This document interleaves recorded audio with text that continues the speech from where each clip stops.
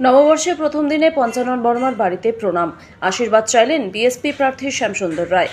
বাংলা নববর্ষের প্রথম দিনেই শীতলকুচি বিধানসভা কেন্দ্রের বহুজন সমাজ পার্টি অর্থাৎ বিএসপির প্রার্থী শ্যামসুন্দর রায় পৌঁছালেন মনীষী পঞ্চানন বর্মার জন্মভিটায়। এদিন তিনি বাড়ির প্রাঙ্গণে অবস্থিত দেবী শক্তি সঞ্চারিণীর মন্দিরে প্রণাম করেন এবং আশীর্বাদ প্রার্থনা করেন।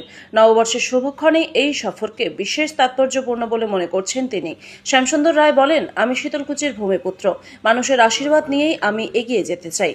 তিনি আরও জানান, হাতি প্রতীকে বহুজন সমাজ পার্টির হয়ে শীতলকুচি বিধানসভা কেন্দ্রে প্রতিদ্বন্দ্বিতা করছেন তিনি এবং ইতিমধ্যে বিভিন্ন এলাকায় প্রচার চালিয়েছেন।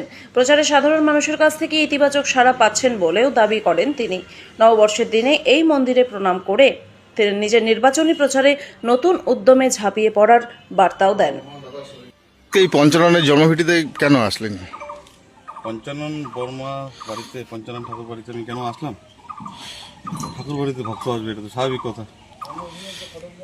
আর উদ্দেশ্য আরও আছে একটা, সেটা হচ্ছে কি আমি আমার রাজনৈতিক জীবনটা শুরু করতে যাচ্ছি শীতলকুচি বিধানসভার একজন প্রার্থী হিসাবে, বহুজন সমাজ পার্টি। সেখানে আমি যেহেতু একজন রাজবংশী এবং এখানকার স্থানীয় একজন ছেলে, স্বাভাবিক কারণে এখানে মাথা ঠেকিয়ে তো আমার শুভ কাজকর্ম সূচনা হওয়া উচিত। আপনি প্রচারে বেরোচ্ছেন, কিরকম সাড়া মিলছে? অনেক প্রচারে সারা যা আশা করিনি তার থেকে অনেক বেশি। আপনি তো এর আগে আপনাকে তৃণমূলের নানান কর্মসূচি দেখা গেছে, দায়িত্বও ছিল আপনার, তো হঠাৎ করে তৃণমূল বাদে বহুজন সমাজ পার্টিতে কেন গেলেন? দেখুন, তৃণমূল তো আমি তো এর আগেও একদিন আপনাদেরকে বলেছি যে মানুষ, আমরা তো সমাজবদ্ধ জীব, আর রাজনৈতিক দলের কিছু কিছু নিয়ম নীতি থাকে।